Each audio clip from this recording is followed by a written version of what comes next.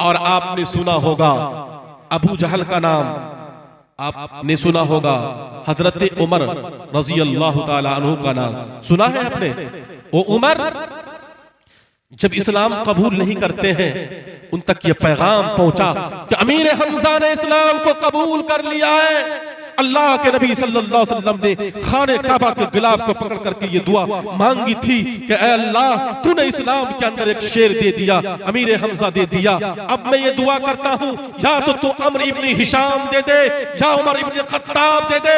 अल्लाह के नबी ने इधर दुआ की और उधर मक्का के अंदर चर्चा होने लगा, अब तो अमीर हमजा ने भी इस्लाम को कबूल कर लिया है, इस्लाम बड़ी तेजी के साथ फैल रहा है, इस्लाम के बढ़ते हुए कदमों को कैसे रोका जाए। हाँ हाँ, मक्के के अंदर एक नौजवान है, हाँ हाँ, उसकी उम्र 26 साल है, दिल ही दिल में ये सोच रहा है कि इस्लाम के बढ़ते हुए कदमों को कैसे रोका जाए। नाम उमर है, कहा ये जुर्अत किसी की नहीं हो सकती, ये जुर्अत खुद उमर दिखलाएगा। हजरत उमर अपने हाथ में तलवार लेते हैं और लेने के बाद निकलते हैं और कहते हैं कि आज मैं जाऊंगा, बानी इस्लाम का सर कलम कर दूंगा, बानी इस्लाम खत्म हो जाएगा, इस्लाम सिमट कर रह जाएगा, इस्लाम खत्म हो जाएगा, इस्लाम मिट जाएगा। जब निकलते हैं, आपने सुना होगा कि मक्का के अंदर बड़ी गर्मियां हुआ करती है, लेकिन जब लोग वहां गुजरते थे पहले तो दीवार से सट करके गुजरते थे, इतनी गर्मी होती थी, लेकिन उमर का तेवर इतना था कि उस दिन दीवार से सट करके नहीं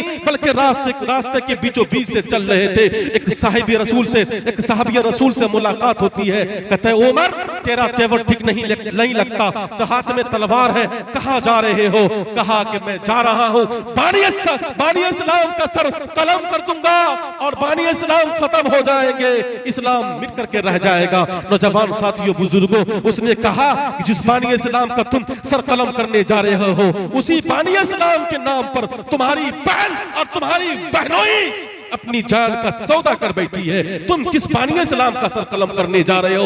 नौजवान साथियों, बुजुर्गों, उमर का तेवर और चढ़ा, फिर पीछे मुड़ते हैं, बहन के घर पर दरवाजे पर दस्तखत देते हैं और कहते बहन कुंडी खोल। एक होता है कुंडी मोहब्बत से बजाना, एक होता है कुंडी प्यार से बजाना, एक होता है कुंडी गुस्से से बजाना। उमर का तेवर इतना चढ़ा हुआ था कि गुस्से से उमर कुंडी बजाते हैं और कहते बहन दरवाजा खोल। और जब दरवाजे के अंदर दाखिल होते हैं, बगैर पूछे जाचे बहन के बाल को पकड़ करके मारना शुरू करते हैं। बहन पीटती जा रही है, बहन पीटती जा रही है, नबी नबी कहती जा रही है। बहन ने कहा उमर ये सोच रहे थे कि मेरी बहन मुझसे रहमो करम की भीख मांग रही है। बहन ने कहा उमर तुम ये सोच रहे हो कि मेरी बहन मुझसे रहमो करम की भीख मांग रही है। नहीं ऐ उमर, तुम अगर उमर इब्न खत्ताब हो तो मैं भी फातिमा बिन्त खत्ताब हूँ। ऐ उमर, अगर जुर्अत तुमसे आती है तो सुनो, जुर्अत मुझसे भी आती है। ऐ उमर, तुम्हारा ये इरादा है कि उस वक्त तक पीटूंगा जब तक ये दीन इस्लाम से फिर न जाए, तो मेरा भी इरादा सुन लो। ऐ उमर, मैं उस वक्त तक पीटती रहूंगी चाहे जान चली जाए, लेकिन मोहम्मद रसूलुल्लाह के दीन को मैं छोड़ नहीं सकती। नौजवान साथियों, बुजुर्गों, उमर हैरानों परेशान, आखिर इसको ये जुर्अत किसने सिखलाया? उमर कहने लगे कि ऐ बहन, मक्का के बड़े बड़े सरदार मेरे सामने झुक करके सलाम करते हैं, मुझे झुक करके मेरे दरबार में आकर के वो बात करते हैं, ये जुर्अत तुमको किसने सिखलाया? बहन का जुमला सुनिएगा। बहन कहती है कि शायद कि तुमने मेरे नबी के चेहरे को सही से देखा नहीं, अगर मेरे नबी के चेहरे को देख लेता तो तुम ये अल्फाज इस्तेमाल न करते। हजरत उमर को इतना सुनना था, कहने लगे कि वो जो कुरान की जो आयत वो जो तख्ती पर लिखी हुई थी, कुरान की आयत, वो मुझे ला करके दो।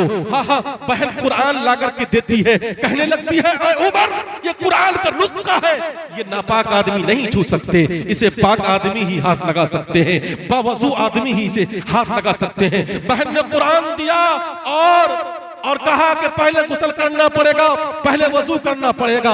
हजरत उमर को गुस्ल करने का तरीका फातिमा बिन्त खत्ताब बताती है। और सुनो नौजवानों, और जब वो हजरत उमर गुस्ल कर रहे थे, गुस्ल के साथ सिर्फ मैल नहीं धुला जा रहा था, उस मैल के साथ उमर का गुनाह भी धुला जा रहा था। और हजरत उमर गुस्ल करते हैं, हाथ में कुरान का नुस्खा लेते हैं और लेने के बाद कहने लगते हैं क्या कि ए बहन कुरान की वो आयत, वो तख्ती मुझे दिखलाओ। जैसे ही नजर पड़ती है वो कुरान की पहली आयत थी, ताहा मा अंज़लना अलैकल कुरान लितश्क़ा। उमर कुरान को पढ़ते हैं और रोते हैं। हजरत उमर कुरान को पढ़ते रोते हैं और बहन से कहने लगते हैं, ऐ बहन जिस पर यह कुरान नाजिल हुआ है तुम मुझे उसके पास लेकर के चलो। बहन उसके पास लेकर के जाते हैं तो साहबी रसूल ये कहने लगते हैं कि उमर का तेवर ठीक नहीं लग रहा है, उमर का गुस्सा कुछ ज्यादा ही है। आज उमर आएगा, आज बानी इस्लाम का सरकलम करेगा। यह खबर हजरत अमीर हमजा तक पहुंचा। हजरत अमीर हमजा ने कहा, अगर उमर का इरादा नेक होगा उमर का इस्तिकबाल किया जाएगा, और अगर उमर का इरादा नेक नहीं होगा तो सुनो मेरे सहाबा, गर्दन भी उसी की होगी और तलवार भी उसी का होगा। जवान साथियों, बुजुर्गों, हजरत उमर पहुंचते हैं। पहुंचने के बाद अल्लाह के नबी सल्लल्लाहु अलैहि वसल्लम ने कहा, और मेरे सहाबा छोड़ दो, आने दो उमर को। उमर आए, अल्लाह के नबी ने अपने दस्ते मुबारक को उसके सीने पर रखा और रखने के बाद कहा, अस्लिम या उमर, ऐ उमर इस्लाम कबूल कर लो।